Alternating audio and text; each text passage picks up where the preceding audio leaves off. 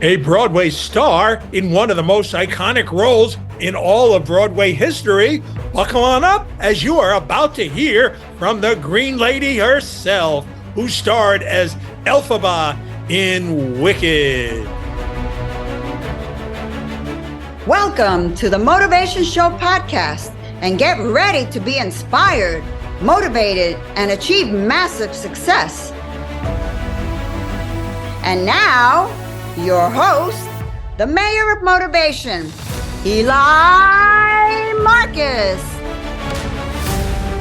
Our guest today is one of Broadway's hottest surging stars who played Elphaba in Wicked for 2 years and also appeared in Fiddler on the Roof, as well as in Finding Neverland and The Bridges of Madison County. This celebrated singer and actress performs all over the U.S., including at the Broadway Concert Series at Broward Center's Parker Playhouse in Lauderdale, Florida on January 21st, 2024 at 7 p.m., which even I don't want to miss as I plan to attend.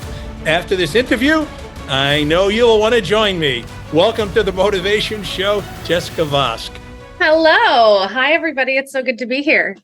Well, thank you for coming on, and thank you for your great energy. Oh, my pleasure.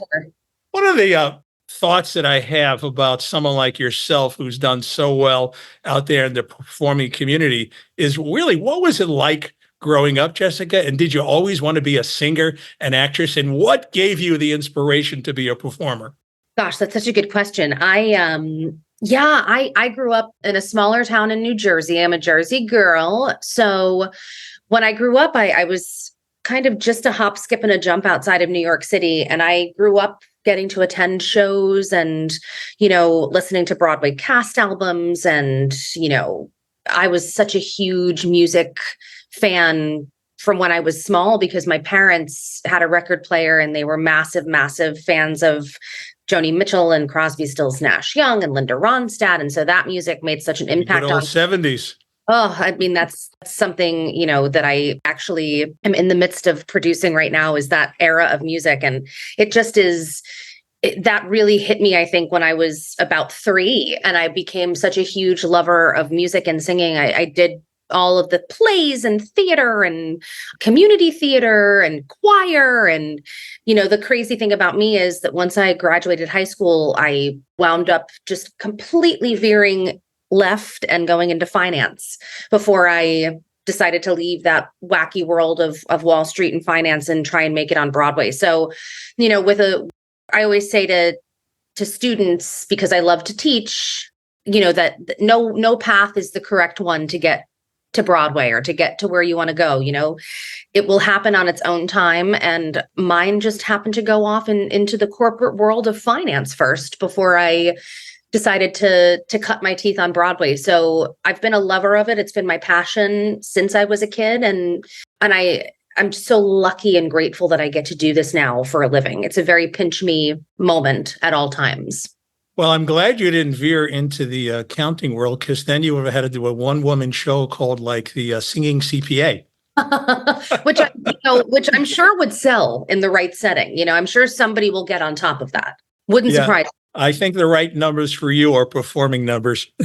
Yeah, I feel very lucky and happy. Yes, for sure. So, Jessica, how did you get this plum role, Elphaba, in the wildly popular musical Wicked has been around, for over a decade now? Yes. I mean, Wicked has been around, I like to say, for hundreds of years, but I was the 15th anniversary Elphaba on Broadway. And before that, I had done the tour for a little over a year. And I had been doing Fiddler on the Roof on Broadway at the time. And, when I made my Broadway debut, it was very, very fast from the Bridges of Madison County to Fiddler. I think with Finding Neverland in the middle, it was maybe 2 or 3 years in doing all of those shows. So my trajectory was pretty fast once I knocked the door down into the Broadway world. But I had been having such a great time at Fiddler, and I played a role called Fruma Sarah, and she's, just this larger than life ghost that comes out of nowhere and just belts a big song out of nowhere. And a casting director who happens to cast Wicked was there, and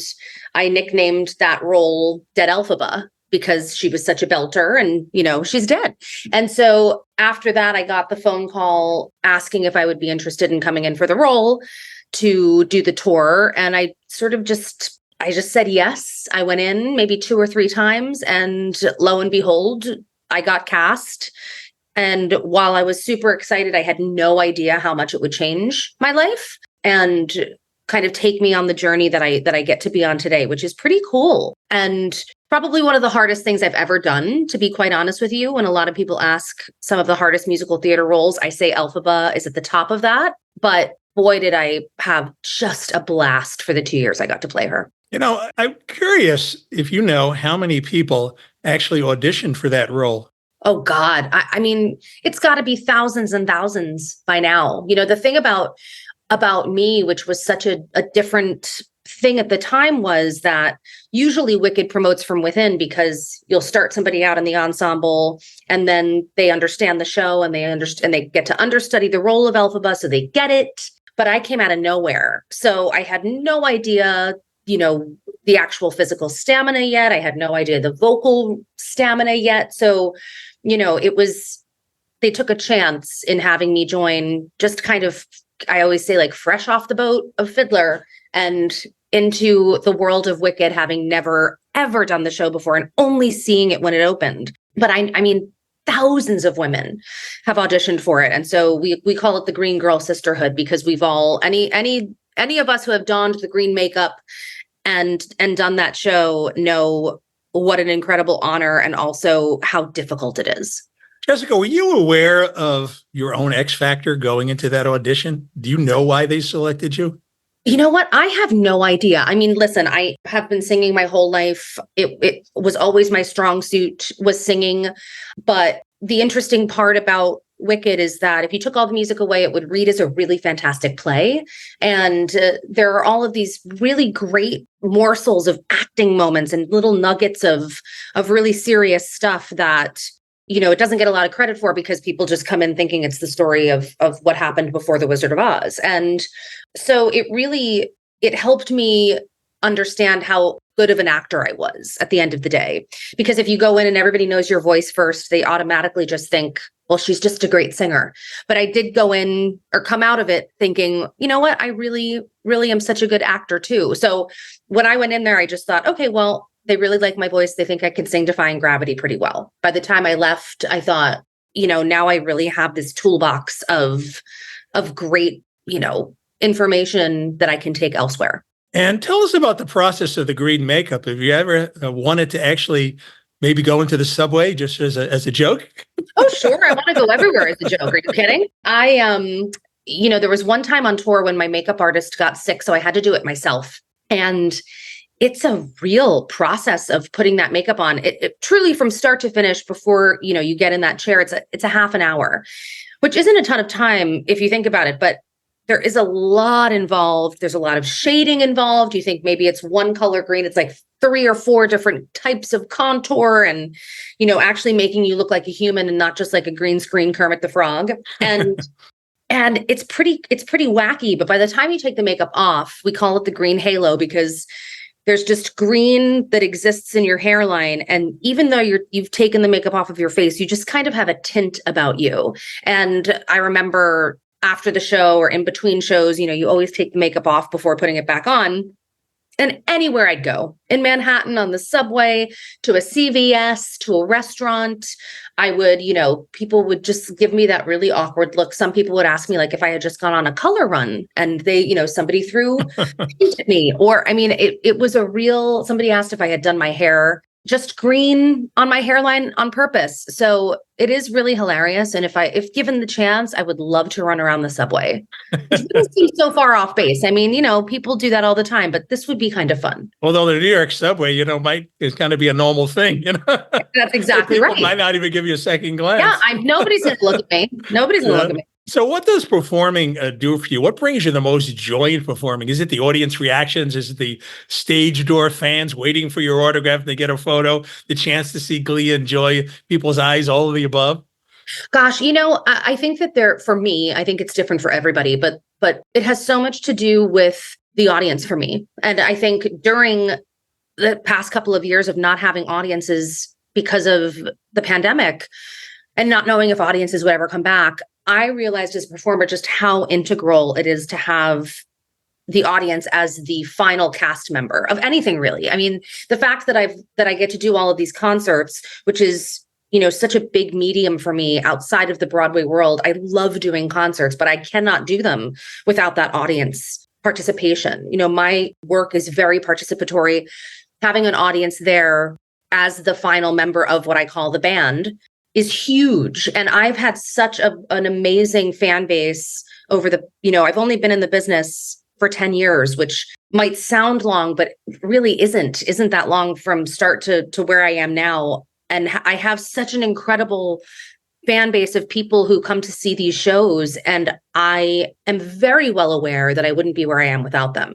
So for me, that's the joy of sharing what it is that I do, because it's different every single time. That's also the joy of live theater. No two shows are the same. And usually that has a lot to do with the energy of the audience. I mean, and it's not always great energy, I'll be completely honest. However, I will say that any of the concerts that I have done, from Carnegie Hall to touring around the country, the audiences are exquisite. And I just love it so much. The fans are really the why for me. If I can change somebody's life by telling a story in a Broadway show, or by singing something and telling a story in concert where they have a memory, or it takes them back to a time where they feel incredibly safe, or it takes them out of a terrible day that they've just had for those couple of minutes, then that means that I've done my job. Having gratitude for the people that actually watch you, I think is a common theme that I find in performers, who are the happiest, and get so much out of their craft. So I salute you, for understanding that role, particularly as you said, the pandemic taught us so much, because without an audience, what are you? You're just truly performing to yourself, so I want to salute you for that. You mentioned Carnegie Hall. I understand you made your debut in Carnegie Hall in November 2021. I understand you even sold out that show. Tell us a little bit about that.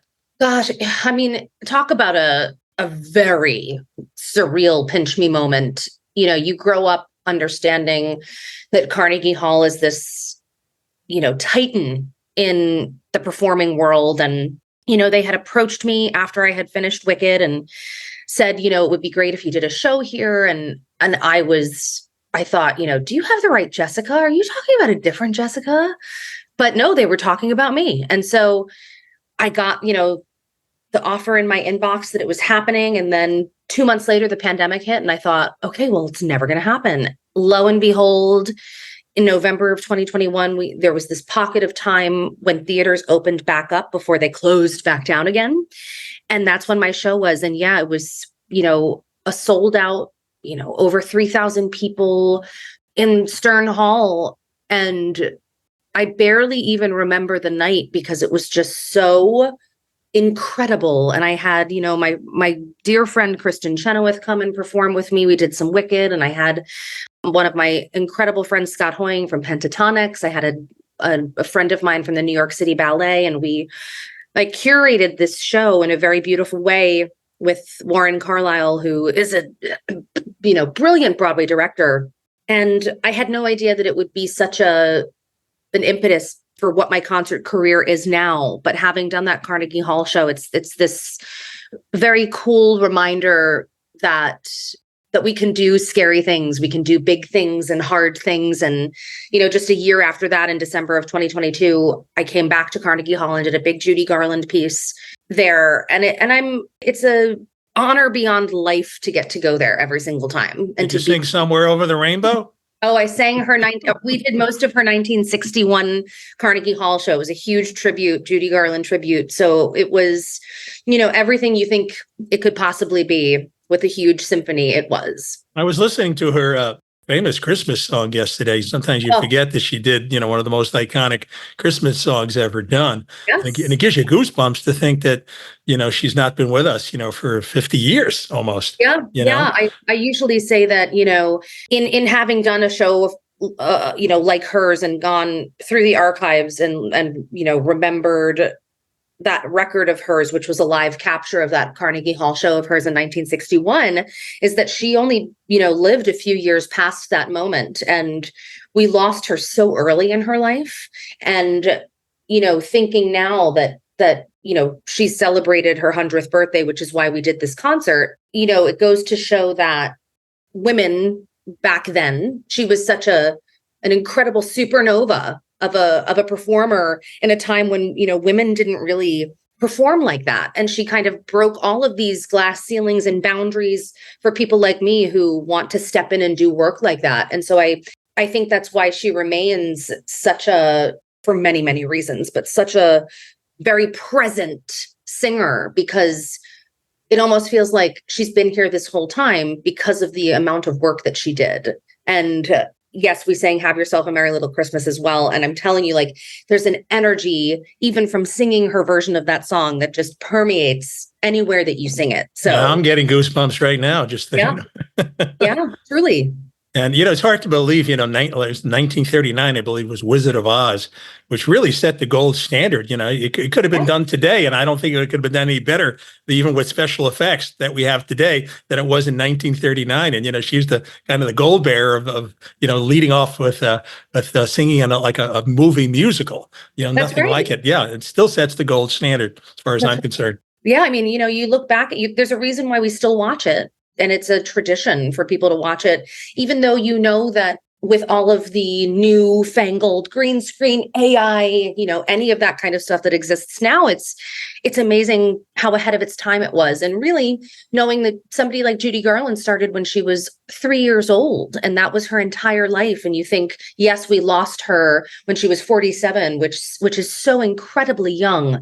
But the amount that she was able to do basically from birth onward was, more than people do in an entire lifetime. So, she has quickly become an idol of mine as far as, what a strong woman looks like. Yeah, join the club. It's a big club. So, Jessica, do you ever experience fear or jitters or something like that? And if so, how do you handle it, overcome it? God. Every time. I used to scare the crap out of me all the time and go, oh my God, how am I supposed to go on stage? I'm shaking. I'm too nervous. I don't know what I'm going to say. None of my shows are scripted. Any of my concerts, none of them are scripted. I come on with a set list and things that I know I want to talk about, but I work best, again, when I'm working off of an audience and when I have stories that pop into my head or when somebody reminds me of something. So I go in completely unscripted and blind. And yes, it's my own fault, but that's what works for me. And I always have nerves before every single show. But what I've learned is that if I didn't have them, then why am I doing this thing? There's an excitement and an adrenaline that comes with the fact that I get to do this. And I'm sure that every profession that people have, I'm sure that doctors and lawyers and nurses and, yes, even the accountants have nerves and jitters. Even us podcasters. Yes, even the podcasters, baby. Everybody goes in to what they know and love and their passion. And if they don't have a bit of jitter and a bit of adrenaline and a bit of nerves, why are we doing this thing that we love? And so I always say to kids, and I know I'll be teaching a masterclass down in Fort Lauderdale when I'm there, but when I talk to these kids about nerves, it's a lot of physical movement that I do before I go to an audition or I go to a show. I'll do, Pilates or yoga or a physical warm up just to wake up my body and to remind myself that this is a normal thing. It's normal. Well, let's get into that master class. I understand you're going to do that a day before you actually, yes, I am. Do the Parker, so that's going to be on Saturday, January 20th from 4 to 6 p.m., also down in Fort Lauderdale. Now, could an amateur like me, who's usually better off most of the time, singing in the shower, could I actually learn how to significantly, increase my chops? Or you really kind of have to come with kind of pretty good chops to begin with in order to kind of get to the next level? What do you think? Well, it's interesting. A lot of what I do and a lot of, what my colleagues do is acting through song. So essentially what that means in a masterclass setting is I have students come and they bring a cut of a song that they really want to work on. And the point of doing it, usually it's from a show. The point of doing it is, how do you take that particular song and how do you relate to that song where you can make an audience member or a table of creatives being directors, choreographers, and the like casting directors feel something from what it is that you're singing because you're so connected to it. Now, a lot of that does have to do with breath control or sound. Sometimes we'll work on working from super head voice to a belt or a mix, or I ask students usually what it is that they're trying to work on. So yes, I mean, usually I work with students who have the basics of the ability to sing and the ability to understand, basic emotion and connecting and empathy and vulnerability. But it's super scary. And the point of these master classes for me is to let a group of people know, and this is all levels, truly all levels, to know that it's a completely safe space, right? You're not going in there to sing a song for me that's completely polished. Otherwise, why are we working on it? So you have to kind of come into a class knowing that I'm going to be as vulnerable being the teacher as the students are getting up there and singing 32 bars of a song that they're so excited to sing. I like what you just said, being vulnerable. The teacher's vulnerable. So then, that makes you more comfortable. You're going to be a little more vulnerable. And just as you said, even as a 10-year performer out there, there's nerves. And if you don't have the nerves, then why do it? So there was a great book called Feel the Fear and Do It Anyway by Dr. Susan Jeffers. And I think that you've kind of summarized that. It's just, okay, feel the fear. You're going to have it. Just do it anyway, because you're going to get the rewards at the end of the day. Yeah. And I always think to myself, if I'm willing to give out the advice, I have to be able to do it myself. So when I talk about vulnerability, it's one of the scariest things, but it's something that sets performers apart from what I love to call just, the muggles of the world who don't perform, but they love to watch performers. And that's when I say, you leave people in the audience feeling something because you're willing to be so vulnerable. I mean, it's a superpower in itself because vulnerability is a scary thing. So I always just think about the fact that if I'm going to teach it, I better be willing to do it myself. Otherwise, why am I doing this thing? Well said. So Jessica, you're coming to take center stage at the Parker Playhouse, which is part of that whole Broward Center complex. You're coming down on Sunday, January 21st. You have a 7 p.m. performance. You're going to be accompanied even by a Grammy and Emmy Award winner, John McDaniel, who was part of the Rosie O'Donnell show for its entire 6-year run. And I'm already sold, and I'm super excited to be there. But what is the rest of the potential audience in store for? What should we expect? Well, you mentioned John McDaniel, and he is such an incredible musician on top of the fact of just having all of these other skills from doing something like the Rosie show. So he has this ability to be able to banter along with me and to be able to bring his own improv, which I love. And he's just a wonderful person and a wonderfully talented musical director. Now, my shows, for those who have not seen it yet, there are a bunch of people who come and travel and see my shows, so they know no one show is the same. Even if there's a lot of the same songs from one set to the next set of wherever I'm traveling, no two shows are the same. So in January, it's going to be 2024. It'll be one of my first shows of the new year. It'll probably be a lot of new material on the set list. Like I said, I'm working on right now, or in 2024, I'll be working on a big new production of all of that gorgeous Laurel Canyon music from the 60s, from 1960 to 1970, of, anything you can think of, from Mamas and the Papas to Linda Ronstadt to Joni Mitchell to Crosby, Stills, Nash to the Eagles to, you name it, all of that music is going to Mamas and the Papas, maybe a little Monday or something like that. Yes, there's 2 or 3 songs that I would love Monday. It's such perfect music. I happen to think that, it's as much of the Great American Songbook as a Gershwin or a Porter. But I have a lot of range that I want to explore this time. I want to be able to do, a little bit of Maury Yeston, because he's one of the first composers that I worked with outside of finance. I want to do some Sondheim, but I love to mix that up with some Beatles. I want to do the Elton John that I know and love, but I also want to bring in, some Fiddler on the Roof and some Wicked and a lot of the things that I worked on, and some Judy. The Judy stuff has become, again, a fast favorite, and I have not had the chance outside of Carnegie Hall to do that in concert. So this is going to be a pretty spectacular kind of first time to do that. Now, am I getting too ambitious here to ask you to do a little a cappella line or two, maybe? Ooh, sure. You have to pick the song. Which is there a song in particular? Oh my God, they're all favorites. The Wizard of Nye. Beatles. All of the things you mentioned. Joni Mitchell, Fiddler on the Roof. I mean, beggars can't be choosy. Oh gosh. Well, with the Beatles song, the Sondheim song that I love to do is somebody hold me too close. Somebody hurt me too deep.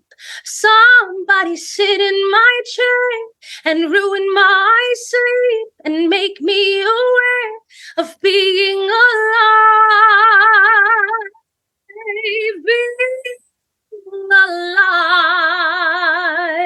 So that's a little bit of something that you might hear. Oh my God, there's some goosebumps. Well, we need everybody to come and join me. I need some seatmates. I'm sure you're going to fill it up anyway. But you can buy tickets online at the ParkerPlayhouse.com and Ticketmaster.com by phone. Get your pens ready. It's 954-462-0222, or just drop by in person at the Broward Center's Auto Nation box office. So, Jessica, when you do this great event and thereafter, how are people going to stay in touch with you? What's the best way? Well, first of all, when I do these events, apart from having the amazing masterclass the day before, I always love to have a meet and greet with fans afterwards. So everybody can come after the show. It's something that has become a big favorite of mine to do after shows. But in addition to that, there's a lot of new news coming out next year. So it's just at Jessica Vosk on any of those lovely social platforms. And you've got my website, which is jessicavosk.com, where all of my performances coming up can be seen and looked at, and you can buy tickets from there as well, especially for this show. I'm so excited to come down. I can't wait to spend some time with these incredible Floridian fans. So please, yes, get your tickets, come on down, have a fantastic time. It's as much fun for me as it is for audience members. I can promise you that. Well, I'll be one of a few thousand people in the audience. I can't wait to see you on January 21st at the Parker. Thank you so much, Jessica. Oh, thank you.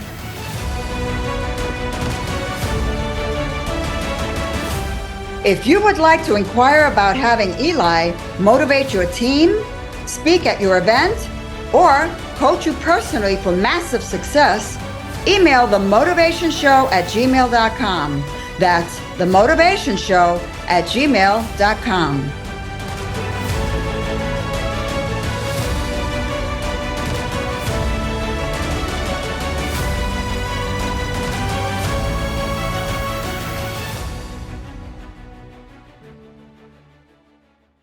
This podcast is a part of the C-Suite Radio Network.